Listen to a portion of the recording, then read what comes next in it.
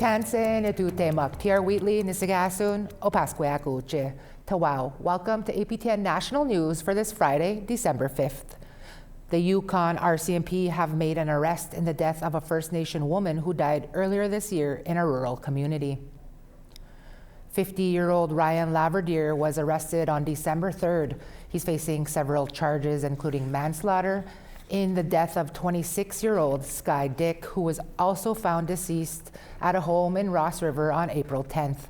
RCMP say that Sky Dick sustained injuries from an incident involving a motor vehicle.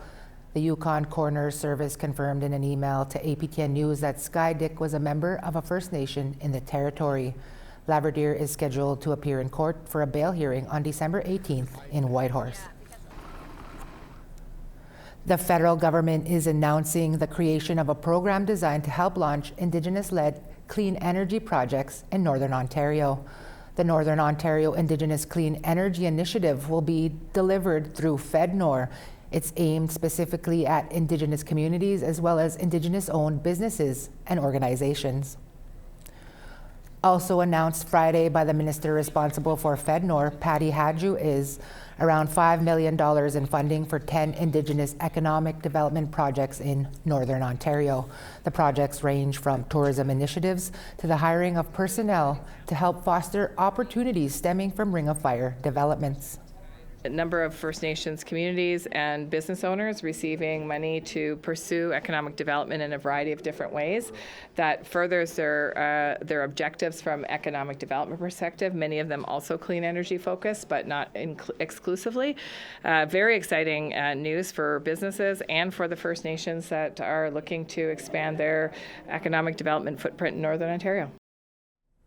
The Abenaki Council of Odanak and Walinak is launching an advertising campaign on the U.S. state of Vermont's television.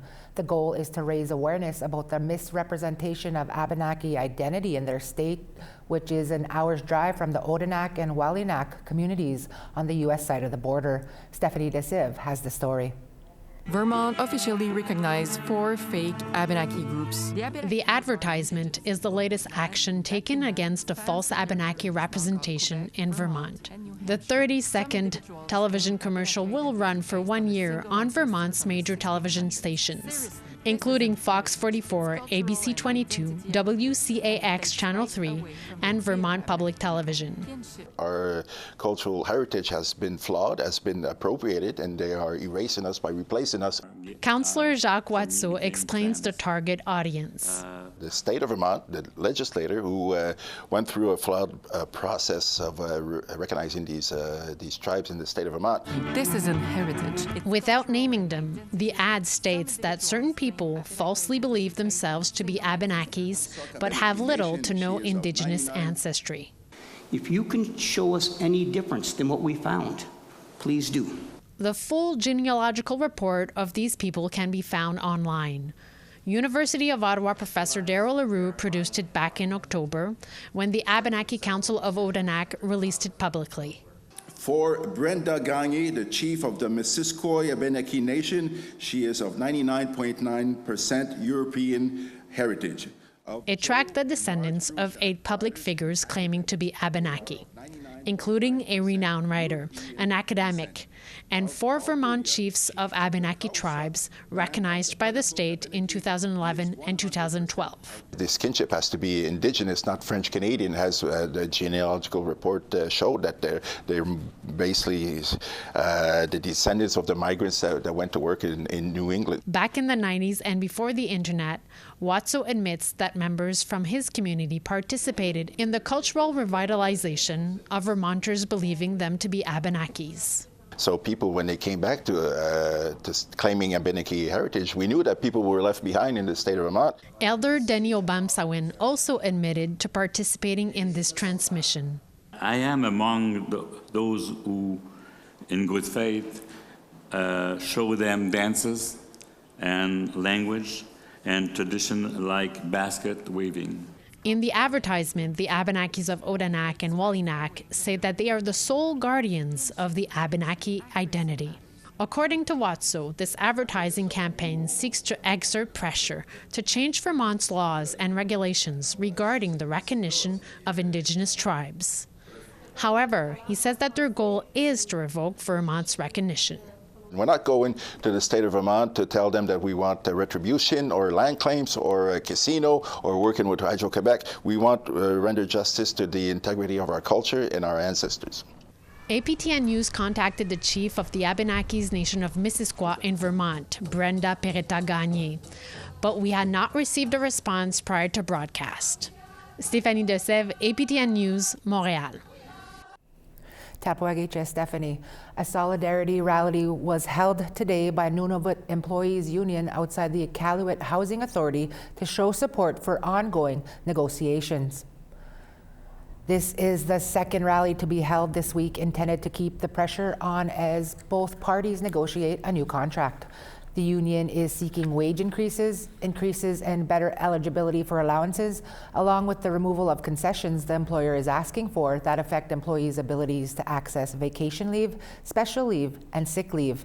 About half a dozen of the employees under the Housing Authority and other workers that support them came by on their lunch break to stand in solidarity.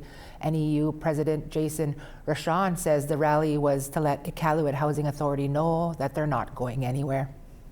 But we just wanted to do a solidarity rally to make sure the employer's aware that we want to make sure that we're staying at the table, we keep communicating, they drop the concessions, and we start getting real about the kind of compensation that our members need. We know that they do a lot of hard work.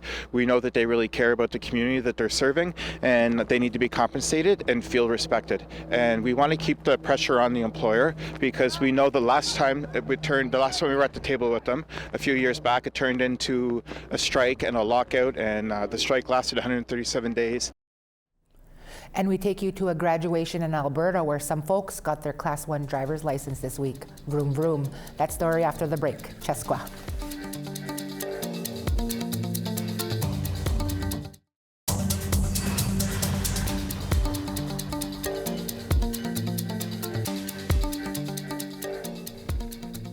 Come on in, beat the gwe. Students from Samson Cree Nation's Class 1 commercial driving class in Alberta celebrated their graduation ceremony on Wednesday. APTN's Chris Stewart was there. Canada has a critical shortage of truck drivers. The job search website Indeed shows over 2,000 job openings across Canada, high-paying jobs. And the Samson Cree Nation in Treaty 6 territory has their first graduates for their new Class 1 driver training program. Class 1 allows you to drive any commercial vehicle. Shay Yellowbird is the Skills Link Coordinator for Samson. He says their new Class 1 program was financed by the Alberta government. The nation has partnered with external partners to help find jobs for its grads. We made sure that we had those partnerships in place with industry. So we got letters of support from different local employers and also industry. So now after they graduate, we actually had a few students go to work on their own, but now we're just waiting to find those partnerships with the other ones. About half of the graduating class have already found work, like Joseph Baptiste. I'm actually working right now. I'm actually working for Erminskin Technical Services. I'm a Class 1 commercial driver for them. I operate a water truck, waste management side too also, so like the dump truck and then like the roll-off truck, and it's pretty much all I do all day long. Willis Little Poplar credits his trainer for helping him succeed. Our instructor was really good. Like, he's really got to know him pretty well, and we'd joke around, but he would always be focused on what we were doing, and yeah, he taught me a lot. Little Poplar says it was fun, but he took it seriously, like ensuring his truck was ready for inspections. I started mastering like what I need to do. I recorded all my inspections. I just put it on, have my phone out, and just do inspections, like 5 different inspections, and I got it down pat. And yeah, I thought it was fun, and I'd recommend it to anybody. He's hoping to start his new career as a waste disposal truck driver. Chris Stewart, APTN National News, Wetaskiwin, Alberta. Congratulations, everyone. The city of Saskatoon conducted a count of people without stable housing. With cold weather moving across the prairies, city officials and the fire department say the increase in the number of unhoused people is presenting a safety concern for those living in encampments. Video journalist Rachel May has that story. And I will say it was really heartbreaking to find out that one of the people that was staying in an encampment at that time in Saskatoon was actually from Denier Beach, and they lost their home in the wildfires this past summer. April Chief Calf is the MLA for Saskatoon Westview and Opposition Shadow Minister for Housing. She says people from northern communities have come to Saskatoon and ended up on the streets. The annual point-in-time homeless count was held October 16, 2025, from 11 a.m. to 11 p.m., with over 250 volunteers collecting data on unhoused people. The count found 1,931 people in Saskatoon struggling to find stable housing.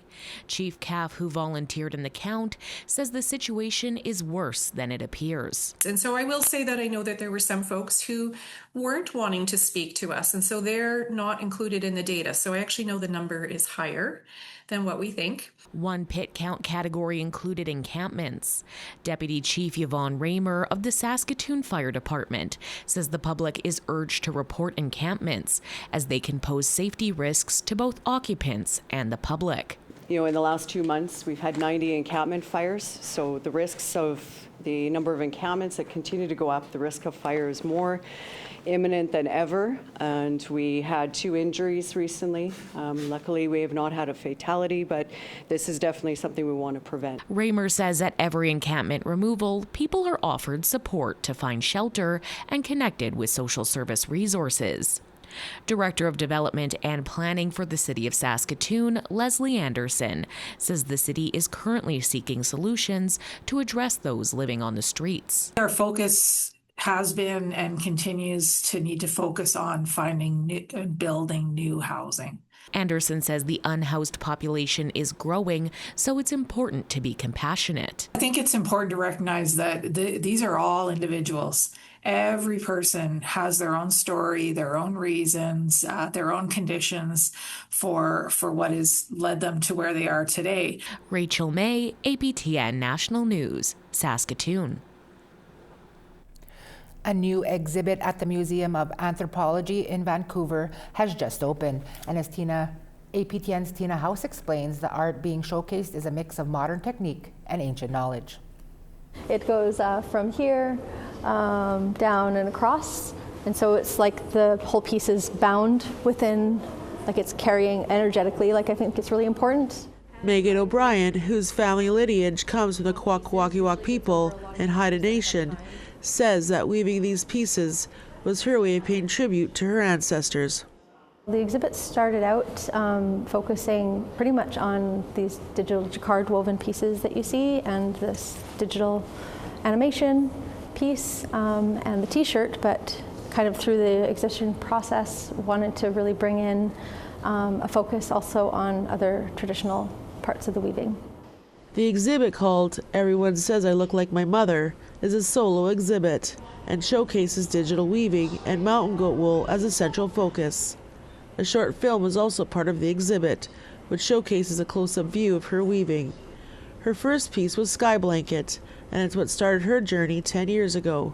Sky Blanket pays homage to matriarchs, and it's also featured digitally. At the top you can see the red stitching. There's actually 6 blankets. These are all sewn into it, and then there's another purple one at the end. For me, the purple, it represents the spirit of Sky Blanket. And the idea of matriarch containing the entire lineage is genetic information, I guess, like everything exists within that person or this piece. The exhibit goes until March 2026 at the Museum of Anthropology. Tina House, APTN National News, Vancouver. Time for one more quick break. When we come back, we talk to our colleagues over at Nouvelles Nationales and Investigates. Be right back. Chesqua.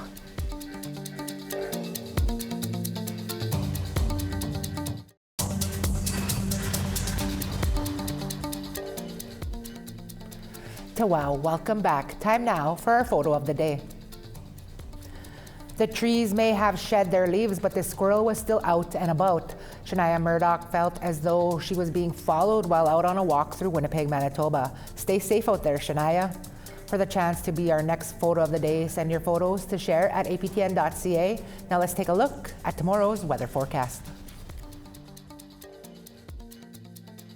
Starting on the East Coast, St. John's -4, Fredericton -2. Over to Nain -9, Kuujjuaq -18. Chibougamau is -4 as well as Saguenay. Sault Ste. Marie -3, Peterborough 2 degrees. Kapuskasing -6, Thunder Bay -8. Churchill is -18, Puckatawagan also -18. Barons River -12, Dauphin -14. North Battleford -18, Regina -15. Uranium City is -22, La Ronge -20. Moving west, Fort Chipewyan -20, Peace River -16. Edmonton is -14, Calgary -11. Bella Coola -1, Campbell River 7 degrees. Dease Lake -6, Smithers 3. Moving north, Old Crow -24, Mayo -21. Norman Wells -26, Fort Simpson -22.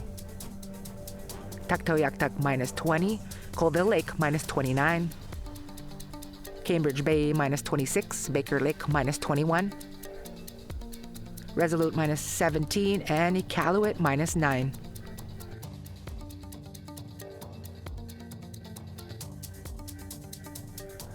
Nunavut gathered together Thursday night to turn the lights on at Nunavut's Legislative Assembly. Despite heavy snow threatening to block out the light, over 100 people came out to celebrate the tradition. Merry Christmas! Merry Christmas! Merry Christmas! What was your favorite part tonight? The hot dogs. Light! Singing. In what felt like a Christmas miracle to many, the heavy snow ended just as the lighting ceremony started. Attendees were greeted by Nunavut's commissioner before the lights were turned on. The event was part of the 39th annual National Winter Lights Across Canada event, which sees every capital city lit up to celebrate the holidays. Following the lighting, guests were treated to hot dogs and hot chocolate to help get everyone, especially the kids, into the holiday spirit. Merry Christmas! Merry Christmas! Merry Christmas!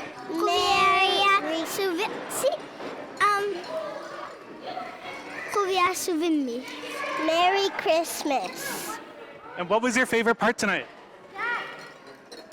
When we were at the cadet hall. Right now. Yeah. I really liked when they lit up everything. I really like the lights. Hot chocolate. The lighting. Hot chocolate. Aw, gee.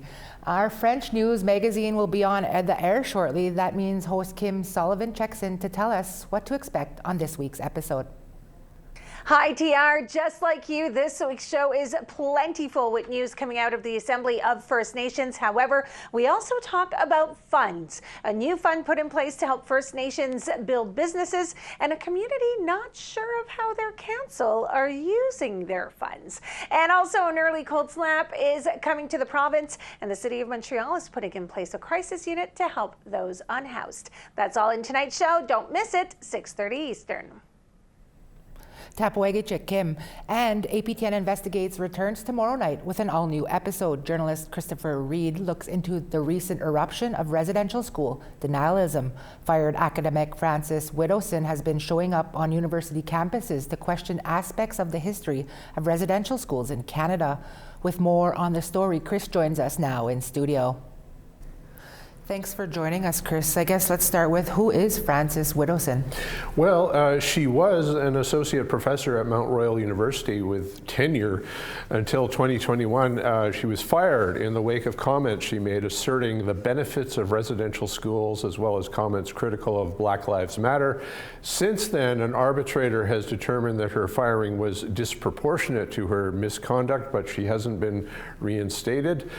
She's had an essay published that argues we've been misled by the media with regard to the story of graves found at the Kamloops Indian Residential School. She says we're in the midst of a moral panic about residential schools. As you mentioned, she's been going to universities and putting on outdoor, unsanctioned question and answer discussions. She just tried to do one at the University of Victoria this week, but was arrested for trespassing. So she's collecting footage for a documentary she is making. So her arrest will be some good action for her doc. She calls what she is doing a spectrum street epistemology, and this is supposed to be the kind of thing that Socrates would have done in ancient Greece, a sort of structured discussion to arrive at the truth. But of course it's rather hurtful for residential school survivors to endure. Mm-hmm. And I guess, what was Widowson doing in Winnipeg earlier? Well, in September, she came in the week leading up to the National Day for Truth and Reconciliation, so, you know, provocative timing. First, she set up uninvited in front of the National Center for Truth and Reconciliation at the University of Manitoba. She said ground-penetrating radar used to find anomalies in the ground that are thought to be human remains is not reliable proof. She also likes to talk about a story from a residential school survivor there that alleges the Queen of England and Prince Philip kidnapped a bunch of kids at the Kamloops School in 1964. Widowson uses that story to call the whole truth into question. And not surprisingly, Indigenous people showed up for Widowson and let her know how unhappy they were with what she was doing. They drummed, they sang, they drowned her out at the University of Manitoba, and the next day at the University of Winnipeg. There was a lot of conflict and a lot of shouting. We were there for both events, and you know, frankly, it was a little shocking to witness this kind of out in the open racial clashes that happened. Things were being said out loud that you don't normally hear in public too often. Mm-hmm. And I guess, Chris, what are academics and others doing about this? Well, everyone we spoke to was cautious about not wanting to give Frances Widowson and her ilk too much oxygen. As Professor Negon Sinclair says, you wouldn't give anyone who argues that gravity doesn't exist any attention. So we speak with Professors Negon Sinclair and Sean Carlton, who help us dismantle what they call her denialism. The two of them are working on a book that aims to effectively counter the kinds of false rhetoric she uses. As Negon's dad, Murray Sinclair, is known for saying, education got us into this mess, and education will get us out of it. Yeah, that sounds like an interesting documentary coming up. Thanks, Chris. Thank you very much. You can catch APTN Investigates Dismantling Denialism airing tomorrow night on APTN. And that's all the time we have for your APTN National News for this Friday, December 5th. Special shout out to my grams Irene Young. She's celebrating her birthday today. Mino Tipiska Nugum Gisagitin. Get ready, let's go. Buffalo. I'm TR Wheatley. It's been a pleasure to be here with you. Kristen is back here again on Monday. Until then, from all of us at APTN to all of you, Egase, Gitam, Gigawapamitinano.